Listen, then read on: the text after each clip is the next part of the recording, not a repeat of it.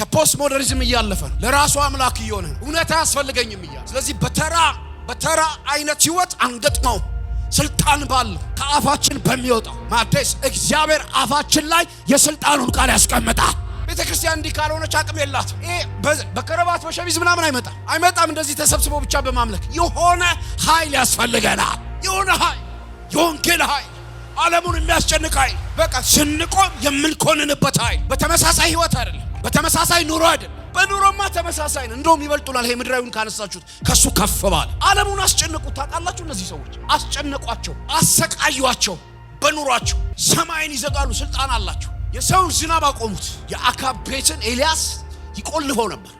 ኤልዛቤል የምትባል ጣዖት አምላኪ ወደዛ ምድር ስትገባ ይቆልፈው ነበር። እስቲ ማን እንደሚያዘንብልህ እናይ። ምንጫቸውን ይዘጉ፣ ውሃቸውን ወደ ደም ይቀይሩ። አሰቃዩአቸው። ምድር ላይ ያሉ ሰዎች ተሰቃዩ። እየደበደቧቸው አይደለም ወገኖች ያሰቃዩአቸው፣ በእነሱ ተቃራኒ ቆሙ። ደስታ ይሄ ነው ሲሉ ኖ ደስታ ይሄ አይደለም ብለው ሌላ ደስታ። ህይወት ይሄ ነው ሲሉ በተቃራኒ ህይወት ይሄ አይደለም። ህይወት መብላትና መጠጣት ነው ሲሉ አይ ህይወት ይሄኛው አይደለም ብለው እዛኛው በተቃራኒ ቆሙ። አሰቃዩአቸው።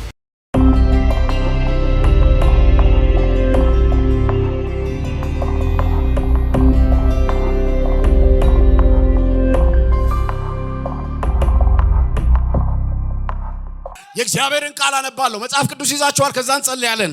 በራእይ መጽሐፍ ላይ ምዕራፍ 11 ላይ እንደዚህ የሚል የጌታ ቃል አለ። እሱን ነው የምናነበው። እኔ ከቁጥር 4 ጀምሮ ላንብብ። ራእይ፣ የዮሐንስ ራእይ በአስፓራዲያስ። ያድናል ኢየሱስ፣ ያድናል ኢየሱስ።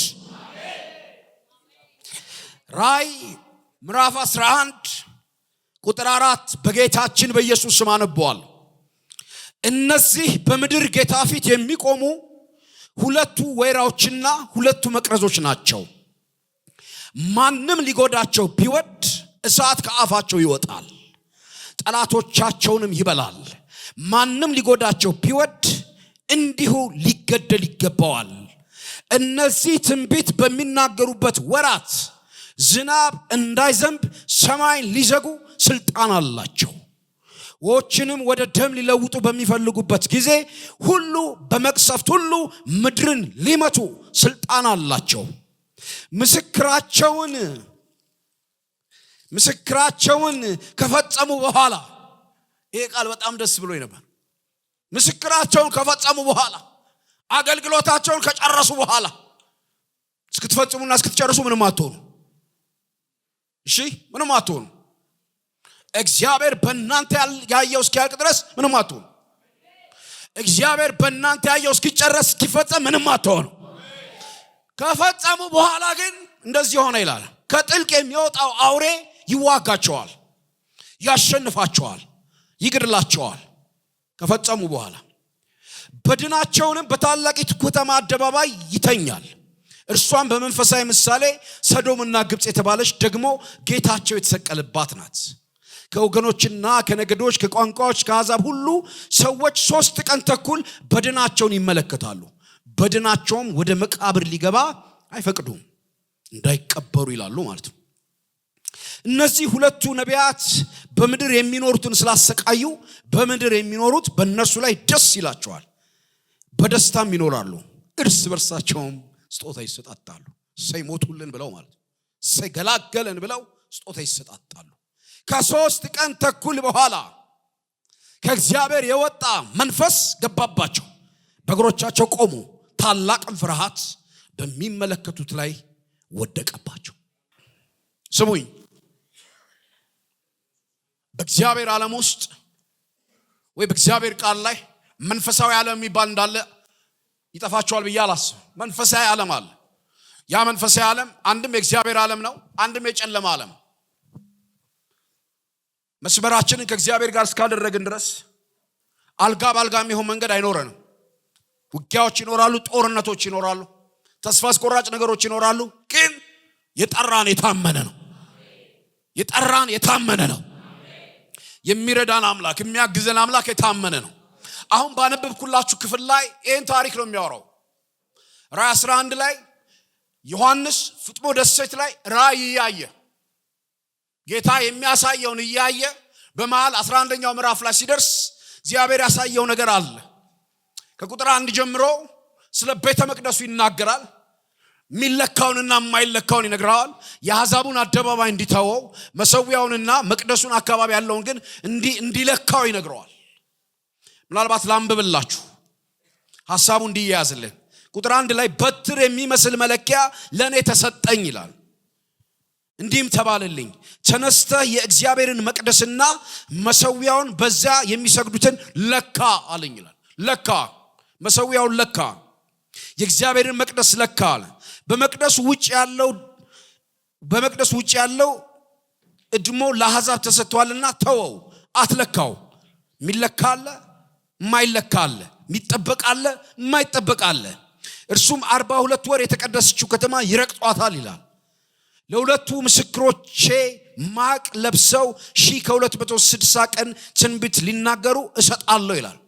መቅደሱን መሰዊያውን ለካ፣ ያ ለአሕዛብ ተሰጥቷል፣ እሱን አትለካው። እና መቅደሱንና ቤተ መቅደሱን ለስንት ጊዜ ይረግጡታል ይላል? ለ42 ወር የተቀደሰችው ከተማ ይረግጧታል ይላል አሕዛብ። እሱ ዲቴል አይደለም ልነግራችሁ የፈለኩት፣ ግን ለሁለቱ ምስክሮቼ ማቅ ለብሰው ለ42 ወር ወይንም ደግሞ ለ3 ዓመት ተኩል ለሚያህል ጊዜ ማቅ ለብሰው ትንቢት ይናገራሉ። ሁለቱ ምስክሮቼ፣ ሁለት ምስክሮች አሉኝ ነው የሚለው። ሁለት ምስክሮች አሉኝ። እነዚህ ሁለት ምስክሮች አንደኛ ለ42 ወር ወይንም ለ3 ዓመት ከ6 ወር ማቅ ለብሰው ትንቢት ይናገራሉ። ትንቢት እንዲናገሩ ሰጣቸዋለሁ ይለዋል። ትንቢት ሲናገሩ አፋቸው ላይ የስልጣን ቃል ይቀመጣል ይላል። በአፋቸው ላይ የስልጣን ቃል ይቀመጣል። ማንም ሊጎዳቸው አይችልም። ማንም ሊጎዳቸው የሚፈልግ ካለ ከአፋቸው እሳት ይወጣል ይላል። ማንም ሊጎዳቸው አይችልም፣ እንደውም ይገደላል ይላል።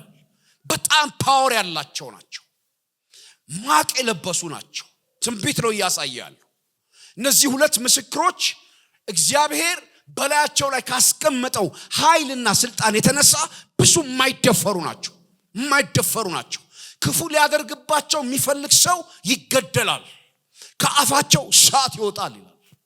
ምን ያህል የስልጣን ቃል ከአፋቸው እንደሚወጣ ያሳያል። ምን ያህል የተናገሩት ነገር ኃይል እንዳለው ያሳያል። እነዚህ ሁለት ምስክሮች በሚናገሩበት ጊዜ ይላል ትንቢት ሲናገሩ ሰማይ መዝጋት ከፈለጉ ሰማዩን ይዘጉታል ይላል። ሰማዩን ይዘጉታል። ደግሞ ያላቸው ስልጣን ውሃውን ወደ ደም መቀየር የሚችል ነው ይላል። ወደ ደም ይቀይራል ውሃውን፣ ደግሞ ሰማዩን ይዘጋል። ማቅ ለብሶ የሚናገሩ ናቸው እነዚህ ሁለት ምስክሮች። ዮሐንስ ራእይን እየተናገረ መጽሐፍ ቅዱስን የሚያጠኑ ሰዎች ማናቸው እነዚህ ሁለት ምስክሮች ይላሉ። ማናቸው? በእነዚህ 42 ወራት በእነዚህ 1260 ቀናት ውስጥ ማቅ ለብሰው ትንቢት የሚናገሩ የስልጣን ቃል አፋቸው ላይ ያለ፣ ማንም ሊጎዳቸው ቢፈልግ የመግደል ስልጣን ያላቸው፣ ከአፋቸው ኃይል የሚወጣቸው ማናቸው ተብሎ ይጠየቃል። መጽሐፉ ዝርዝር የለውም፣ ሁለት ምስክሮች ናቸው ይላል። እነዚህ ሁለት ምስክሮች እነማን ናቸው ተብሎ ሲነገር ስለነሱ አይደለም አሁንም ልነግራችሁ ፈልገው ሃይላይቱን ነው የምሰጣችሁ። ፈርዘር እናንተ አጥኑ። ሰማይን የመዝጋት ስልጣን አላቸው ስለሚል በመጽሐፍ ቅዱስ ውስጥ ሰማይ ዘግቶ የሚያውቀው ኤልያስ ስለሆነ እንግዲያውስ አንደኛው ኤልያስ ነው ማለት ነው ይላሉ። ውሃን ደግሞ ወደ ደም የለወጠው ሙሴ ስለሆነ ምናልባት እግዚአብሔር በመጨረሻው ዘመን ኤልያስንና ሙሴን ወደ ምድር ይልካል። የመጨረሻው ወንጌል በሚሰራበት ጊዜ፣ የመጨረሻውን ተልእኮ በሚፈጽሙበት ጊዜ እነዚህ ሁለት ምስክሮች ኤልያስንና ሙሴን የሚወክሉ ነው። ምክንያቱስ ሙሴ ውሃውን ወደ ደም ቀይሯል። ግብጽ ምድር ላይ ውሃ ወደ ደም ተቀይሯል። የውሃ አማልክቶቻቸውን ሙሴ ሰብሯል። ውሃ ይሰጡናል ብለው የሚያመልኩትን ግብፃውያን አውሲስ ተብሎ የሚጠራውን አማልክት እግዚአብሔር በሙሴ በኩል ተዋክቶታል። ስለዚህ ምናልባት ሙሴ ነው። ሰማዩን ደግሞ ኤልያስ ዘግቶት ስለነበረ በአካብ ዘመን በነኤልዛቤል ዘመን የበዓል አማልክት የልምላሜና የዝናብ ሰጪ አምላክ የሚባለውን ያንን ሰማይ ከእግዚአብሔር በቀር ውሃ የሚሰጥ ወይንም ዝናብ የሚሰጥ ሰማይን የሚከፍትና የሚዘጋ ማንም የለም የሚባለውን ሁሉ እስኪያቅ ድረስ ስልጣን ያለው አምላክ የሆነው እግዚአብሔር ነው የሚለውን ሙሴ ኤልያስ ተወራርዶ ስላሳየ እነዚህ በመጨረሻው ዘመን የሚመጡት አንደኛው ኤልያስ ነው ይላሉ። ሁለተኛዎቹን ደግሞ አይደሉም፣ ኤልያስና ሙሴ አይደሉም፣ ምናልባት ሄኖክና ኤልያስ ናቸው። ሄኖክና ኤልያስ ናቸው እነዚህ ሁለቱ ምስክሮች።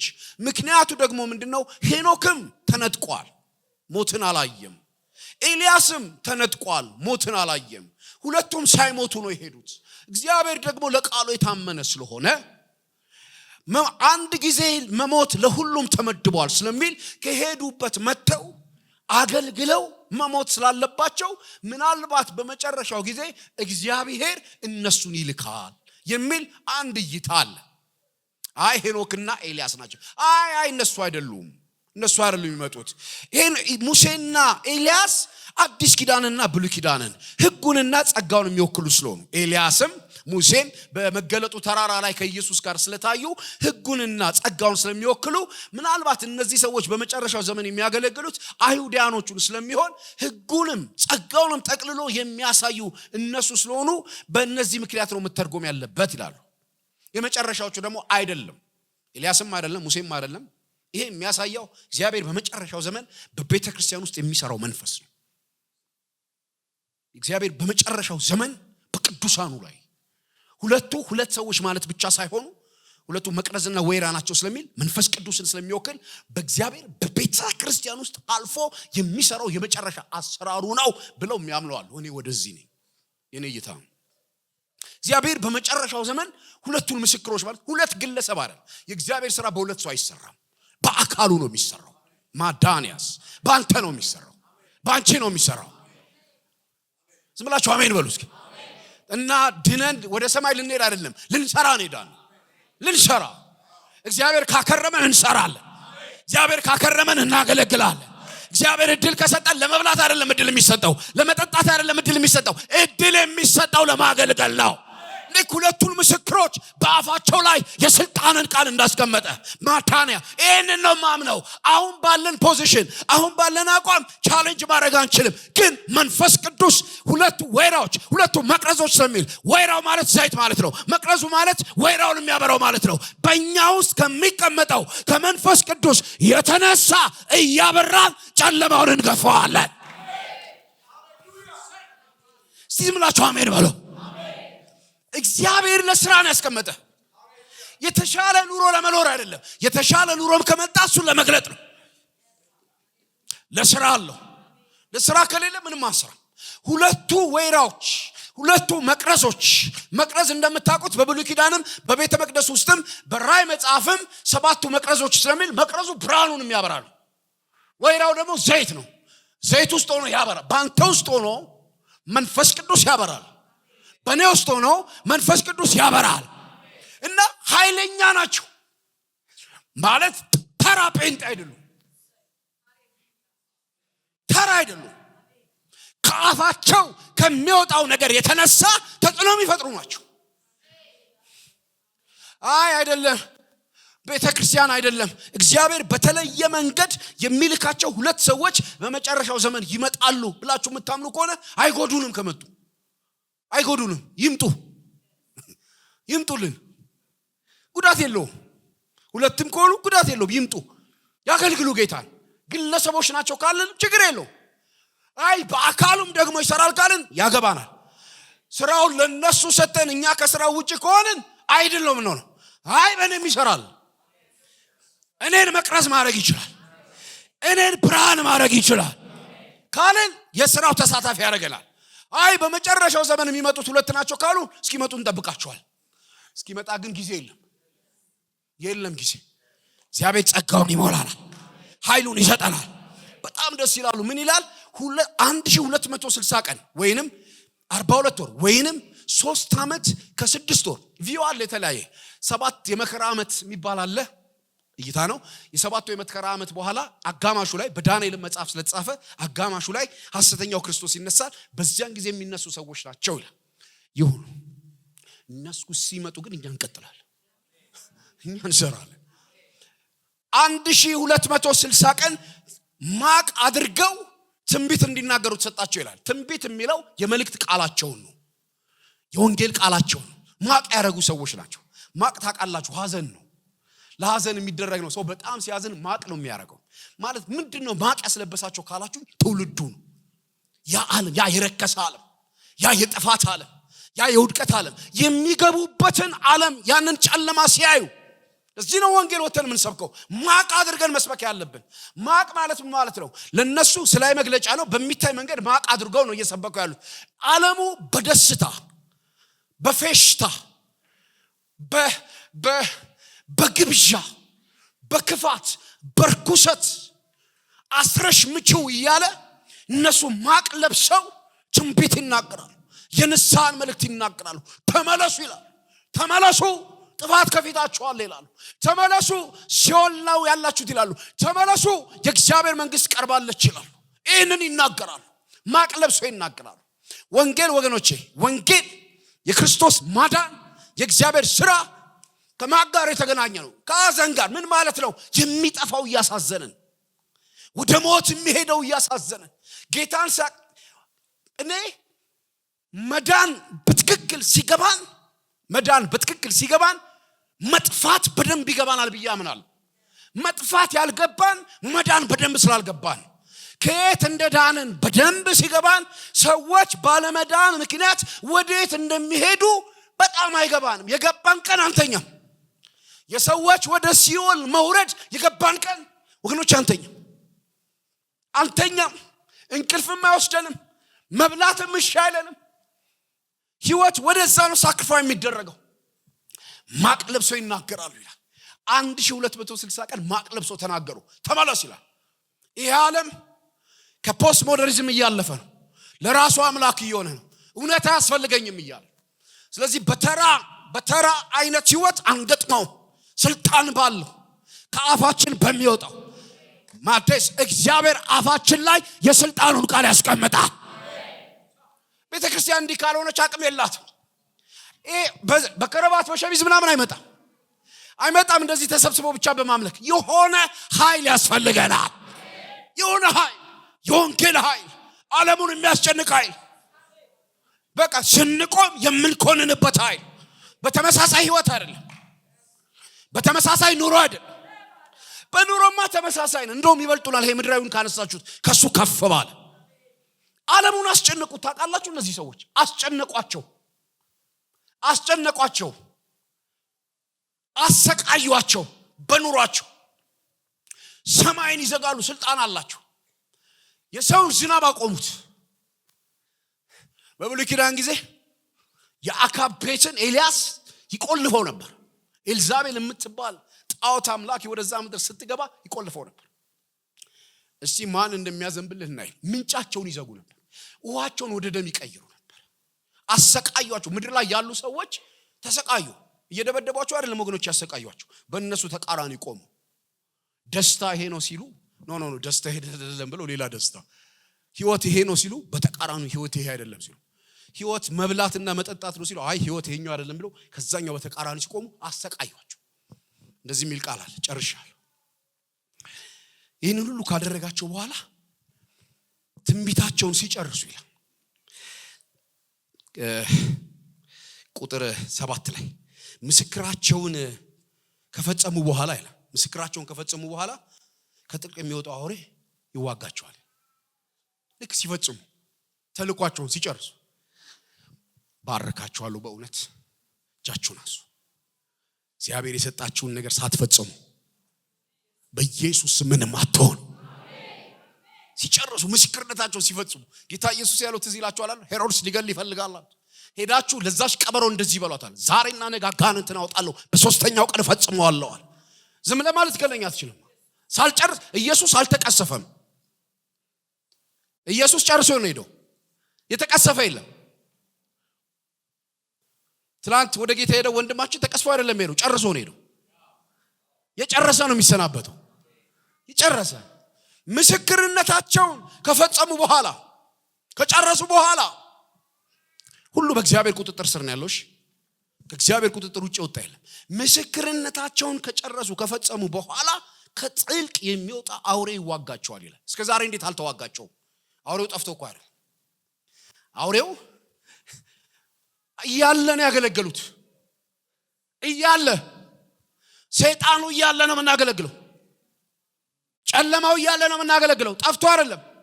ግን እግዚአብሔር ገድቦት እንዳትነካ ብሎ ማንም ሊጎዳቸው ቢወድ ስለሚል እንዳይጎዱ ተከልለው እጁን ሲያነሳ ረፍ ተብሎ እናንተ እየኖራችሁ ያላችሁ እየተከለከለላችሁ ነው። ዝም ብላችሁ እስኪ አሜን በሉ።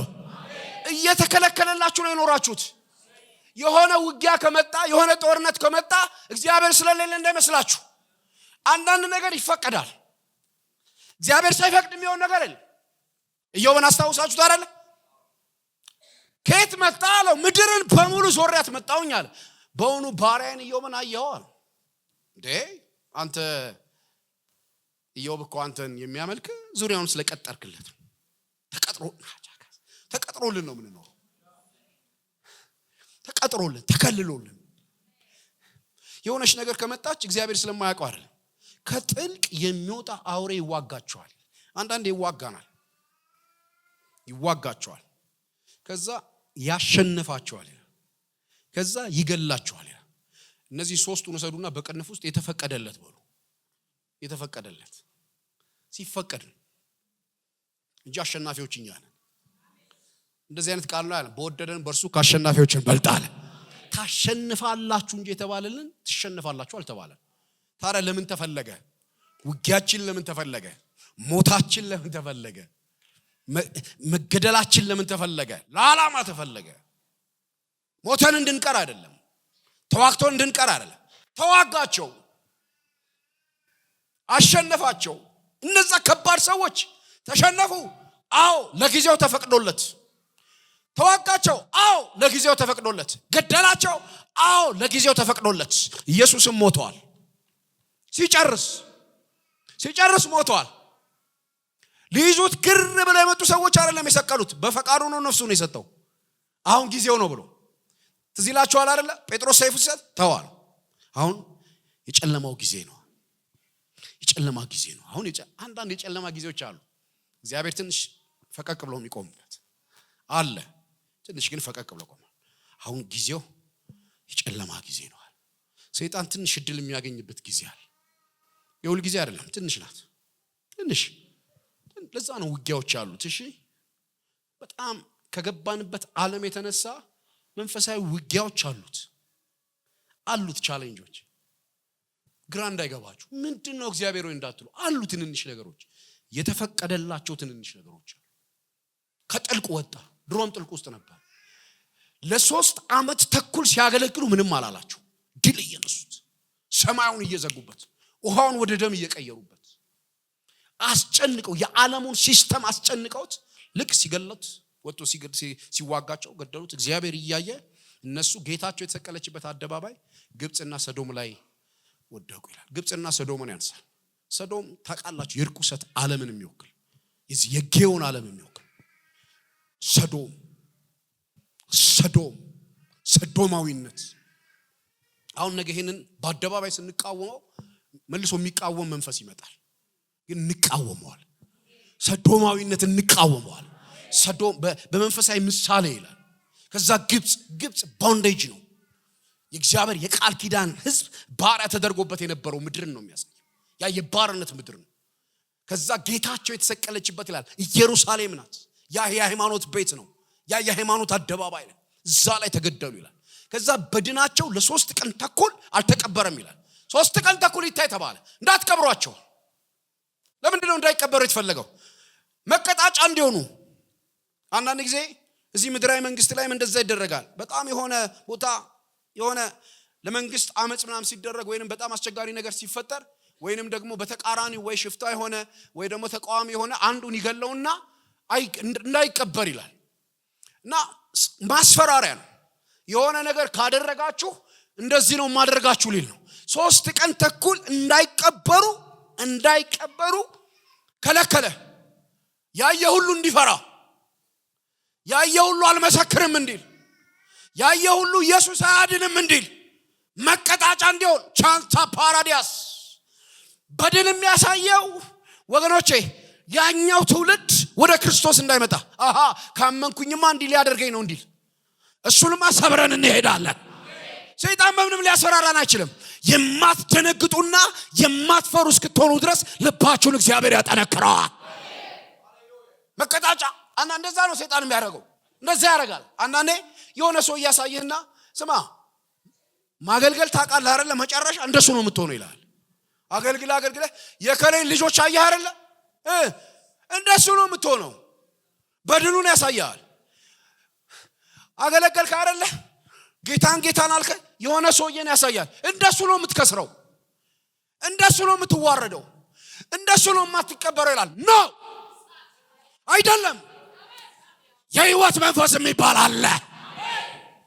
ሞቶ መቅረት የለም። ኢየሱስ ከ6 ሰዓት እስከ 9 ሰዓት ላይ ነው መስቀል ላይ የነበረው። ለጊዜው ራቁቱን ተንጠልጥሏል። በአደባባይ ታይቷል። በአደባባይ ራቁቱን ሆኗል። ትንሽ ሰዓት ናት መስቀል ላይ። ከዛ በኋላ ትንሽ ቀን ናት መሬት ላይ። 3 ቀን ናት። 3 ቀን ያቺ ጽዋ ናት። ትወሰዳለች፣ ትጠጣለች። እንዳትቀብረዋል፣ እንዳይቀበረዋል። ስነ ልቦናችሁ እንዳይያዝ አይ ነው። አሁን በወንድማችን አድማሱ እንኳን ወደ ጌታ መሄድ ጥያቄ የሚፈጠርባችሁ ሰዎች እንዳላችሁ አውቃለሁ። ግዴላችሁ ነፃ አውጡ። እሱ ወደ አገለገለው ጌታ ሄዷል። ግን ሰይጣን ይመጣና ያሳያል። ስማ አንተ ቤተክርስቲያን ማምለክ እኮ እንዲህ ነው የምትሆነው ይላል። ይኸውላችሁ መልካሙም ያለውም ነገር ለምስክርነት ነው የሚሆነው። ትላንትና በነበረን ሴሪሞኒ የወንድማችን መታሰቢያ ላይ አንድ ወንድም ሲነግረኝ ነበር። ቤተክርስቲያን አገልጋይ መሆኔና እዚህ መሆኔ አኮራኛል፣ ደስ አለኛል። ምን ደስ አላልኩት? ለካ በሞት ራሱ በቃ የሚቀብረኝ ለካ ሰው አለ። እኔ እኮ በቃ ምንም በቃ የሚመስላችሁ አይመስለኝም። እንዴት ነው የማይመስለኝ? እንዴት አንተ በደም የተጋመድን ቤተሰቦች ነን።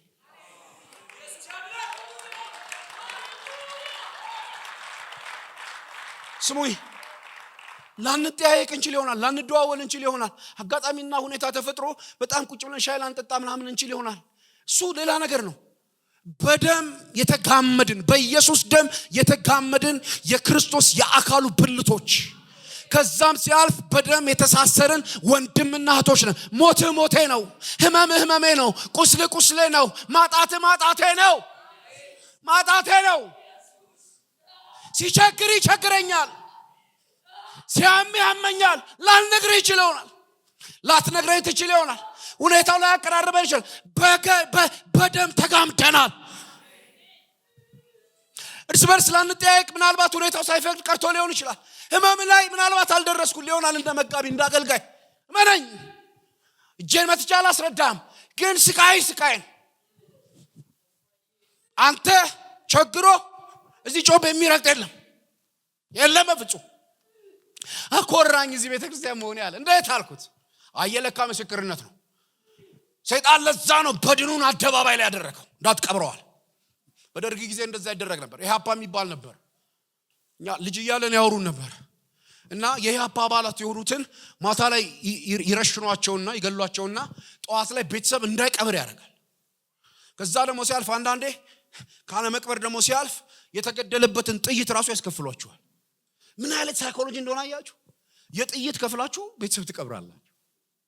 ሳይኮሎጂና ከዛ እናት ታያለች። ይሄን ልጄ ትላለች። ቀጣይ ልጅ ካለ አደራህን ኢህአፓ እንዳትሆን፣ አደራህን እንትን እንዳትሆን። ፍርሃት ነው። ሰይጣን ያውቃልን ስነ ልቦናችን በምን እንደሚያዝ ያውቃል።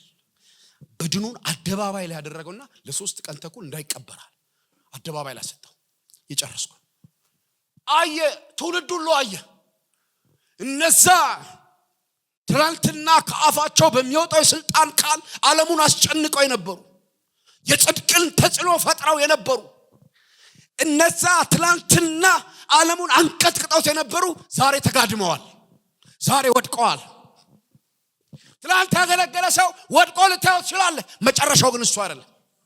ትላንት ያገለገለ ሰው ታሞ ልታየው ትችላለህ። መጨረሻው ግን እሱ አይደለም። ትላንት ያገለገለ ሰው ትላንት ከአፉ ከሚወጣው ነገር የተነሳ እግዚአብሔርን ወክሎ የነበረው ሰው ዛሬ በደረሰበት ውጊያ ከጥልቅ ማለስካ ከጥልቅ የወጣ ነገር ተዋክቶት ወንድሜ ስማኝ እቴ ስሚኝ አንዳንድ ወንድምህንና አንዳንድ እህትን ከጥልቅ የሚወጣ ነገር ይዋጋል።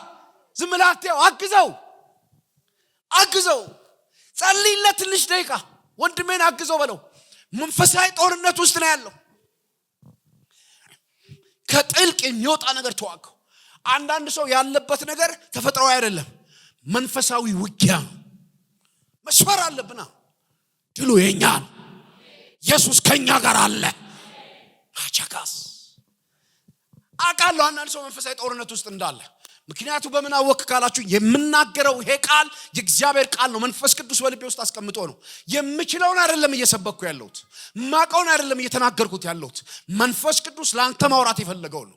ያንዳንዱ ሰው ውጊያ ከጥልቅ ወጥቶ ነው እየተዋጋ ያለው። ኑሮን ይዋጋዋል፣ ጤናውን ይዋጋዋል፣ ልጆቹን ይዋጋል፣ ትዳሩን ይዋጋዋል፣ ስራውን ይዋጋዋል። ከማንም በላይ ይሰራል፣ ግን የሚያዝበት ነገር አለ። ከማንም በላይ ይተጋል፣ ግን የሆነ ነገር አለ። ትዳሩ ላይ የሆነ ነገር አለ፣ በዚህ በኩል የሆነ ነገር አለ። ከጥልቅ የሚወጣ ነገር በዚህና በዚህ ያጣድፈዋል።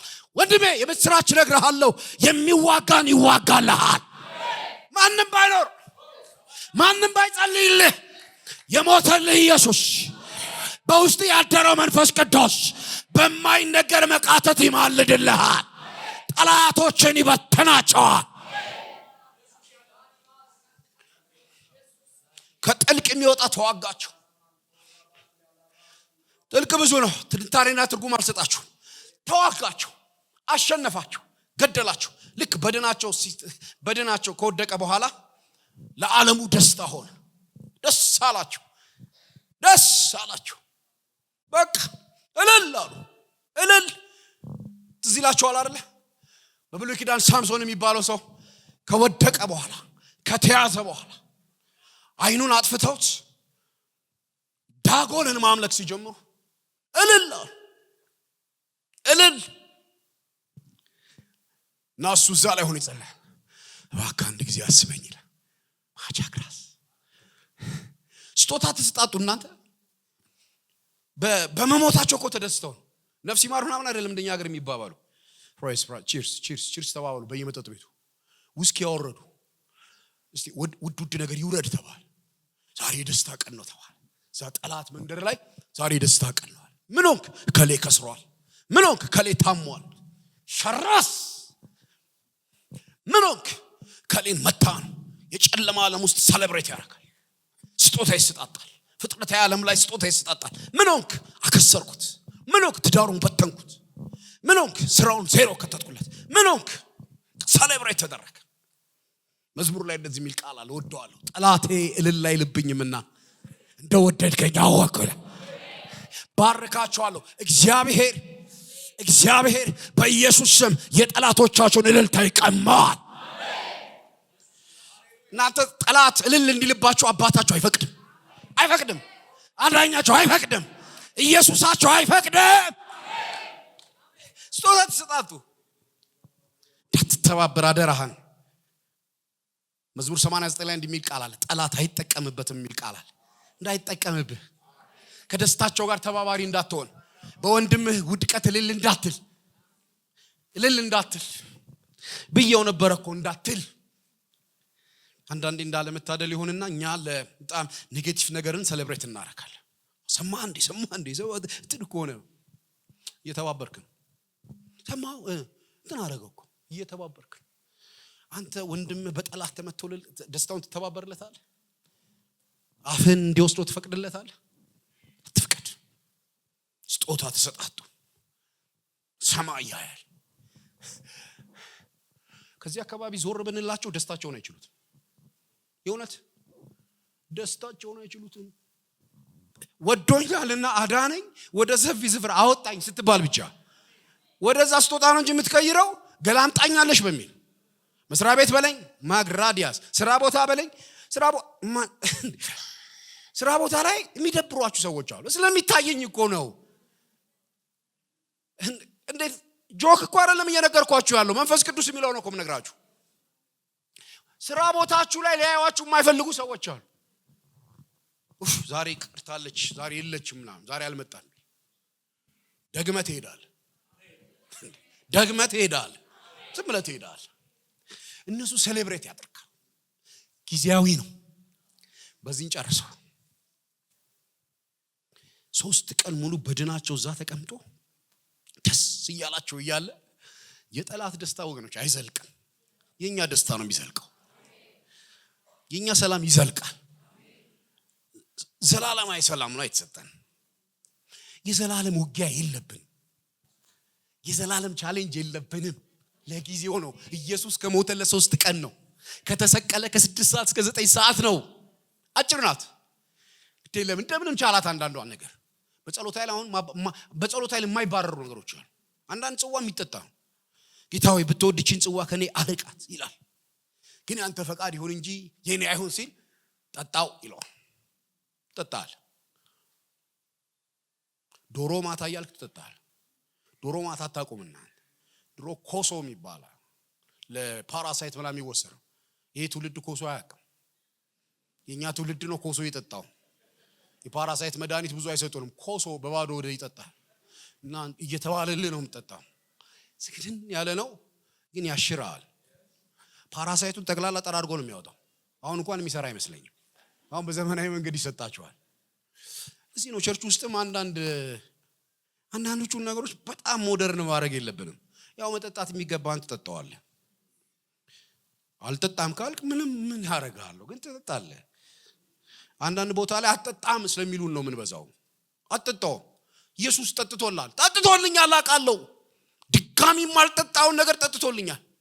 በክርስቶስ የጎደለውን መከራ ግን በስጋ ይፈጽማለሁ ደግሞ ይላል።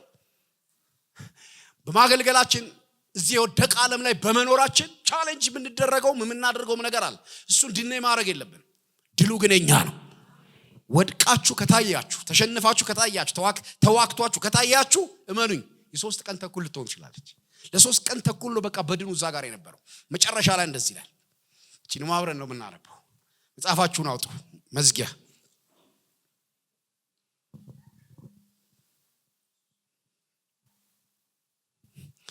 ቁጥር 9 ላይ ከወገኖች፣ ከነገዶች፣ ከቋንቋ፣ ከአሕዛብ የሆኑ ሰዎች 3 ቀን ተኩል በድናቸውን ይመለከታሉ። በድናቸው ወደ መቃብር ሊገባ አይፈቅዱም። እነዚህ 2 ነቢያት በምድር የሚኖሩትን ስላሰቃዩ ይላል። በምድር የሚኖሩት በእነርሱ ደስ ይላቸዋል፣ በደስታ ይኖራሉ ይላል። አትኖራትም፣ ለጥቂት ጊዜ ነው። ደስታን ነው የምናጠፋው እኛ። ይሄ ዓለማዊ ደስታ ረባሾች መሆን አለብን። ዓለማዊውን ደስታ መረበሽ አለብን። በደስታም ይኖራሉ፣ እርስ በርሳቸው ስጦታ ይሰጣጣሉ ይላል።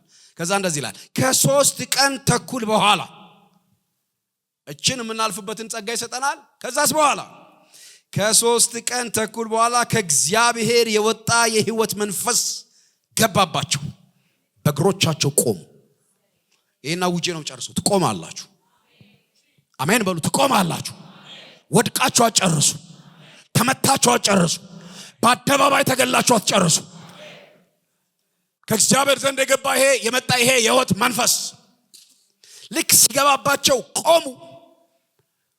በመገደላቸው ስጦታ የተሰጣጡ በሙሉ ደስታቸው ወደ ድንጋጤ ተቀየረ። ደነገጡ። መቅሰፍት ሆነ ይላል። እንዲህ ብዬ ጨርሳለሁ ወገኖች። በአደባባይ የተዋጋችሁ፣ በአደባባይ የመታችሁ፣ በአደባባይ ያሸነፋችሁ፣ መሸነፋችሁ ለነገር ለቋንቋ ለሕዝብ እንዴት ይታወቃል? ለአንዳንድ ሰው በቃ የአደባባይ ስለሆነ ጉዳዩን ሁሉ ሰው አውቆታል። እንደዚህ የታወቀ ነገር እንደገና መቆሙ ይሰማል። በአደባባይ የሞተ በአደባባይ ይነሳል። አብረን እንላለን እስኪ በአደባባይ የሞተ በሉኝ እስኪ። በአደባባይ ይነሳል። ወገኖቼ ምን ሞቶባቸዋል? ምን ተገሎባቸዋል? ስማችሁ ሞቷል። ስራችሁ ሞቷል። አገልግሎታችሁ ሞቷል። ከዛም የተነሳ እንዳይቀበር ለሌሎች ማስተማሪያ እንዲሆን ውጪ ያለ ስማችሁ ውጪ ነው ያለው። ስራችሁ ውጪ ነው ያለው። መጠቋቋሚያ ሆናችኋል። ጌታ አላችሁ። የሕይወት መንፈስ ይመጣል። የትንሣኤ መንፈስ ይመጣል። መጽሐፉ የሚለን አንድም ትንሣኤ ያለ ነው። ብንገደልም እንነሳለን። መጨረሻ ላይ እንሞታለን፣ እንነሳለን። በአካል እንኳን ብንሞት ትንሣኤ ያለ ነው። ሁለተኛውስ በአካል ከመሞታችን በፊት ምንም ነገር ቢሞት ኢየሱስ ክርስቶስን ከሙታን ያስነሳው ያ መንፈስ ለዚህ ለሚሞተው ሰውነታችን ሕይወትን መስጠት ይችላል። ሰይጣን ተዋክቷችሁ ቢሆን ለጊዜው አሸንፏችሁ ቢሆን እንዳሸነፈ አይቀርም። እልል ብሎባችሁ ቢሆን እልል እንዳለ አይቀርም። ከእግዚአብሔር ዘንድ በሚወጣ የሕይወት መንፈስ እንደገና መሞታችሁን ባዩ ሰዎች ፊት ቆማችሁ ትታያላችሁ። ወገኖች እንደዛ ነው የሆነው። ኢየሱስ በሞተ ጊዜ ብዙ ጻድቃን ብዙ ቅዱሳን ከሞት ተነሱና ወደ ኢየሩሳሌም ወጥተው ታዩ ይላል። ወጥተው ታዩ። እናንተ ታዩ። መሞታቸው የሚታወቀው ታዩ ከተባለ የሚታወቁ ሰዎች ናቸው። አሁን ድንገት የሞተ ሰው ብድግ ብሎ እዚህ ጋር ቢመጣ ማለት ነው። አሁን ወንድማችን ቢመጣ ትላንት ወደ ጌታ ሄዶ እንደዛ ኮነ ማለት ነው። ከዚህ በፊት ፓስተር ሚኪ የሰበከው አንድ ስብከት አለ፣ የታሪካችን ድምቀት የሚል ማረሳው ስብከትና ምን ይላል? እግዚአብሔር አለ የሚያስነሳችሁ የተገደላችሁ ቦታ ላይ ነው፣ ታሪካችሁ ያለበት ቦታ ነው የምትነሱት ይላል። ማለት እዚህ ሞታችሁ ሌላ ቦታ ብትነሱ ማንም አያውቀውም። ግን መሞታችሁ የታወቀበት ቦታ ላይ ከተነሳችሁ እያያችሁ ስለሞታችሁ እያነሱ እያዩ ትነሳላችሁ። በአደባባይ የሞተው በአደባባይ ይነሳል። ዛሬ ተዋክቷችኋል ወገኖቼ፣ ታሸንፉታላችሁ። ምናልባት ለአንዳንዶቻችሁ ዛሬ 3ኛ ተኩል ቀን ይሆናል። ላለፉት 3 ቀን ተኩል ብዙ ነገር ተዋክታችሁ ይሆናል። ዛሬ መነሻችሁ ነው። ምናልባት ለተወሰናችሁ ምናልባት ደግሞ ነገ መነሻችሁ ነው። ይሄ ቃል ከመጣ ጊዜ ጀምሮ የሞተ ነገር ይነሳ። በእግሮቻችን ቆማለን።